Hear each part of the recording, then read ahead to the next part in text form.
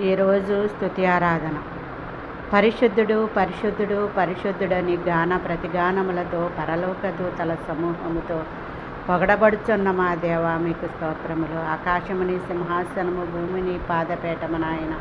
నీ పాదాల చెంత చేరి సాయంకాల సమయంలో మిమ్మల్ని స్తుతించే భాగ్యాన్ని ఇచ్చిన నా తండ్రి మీకు స్తోత్రములు.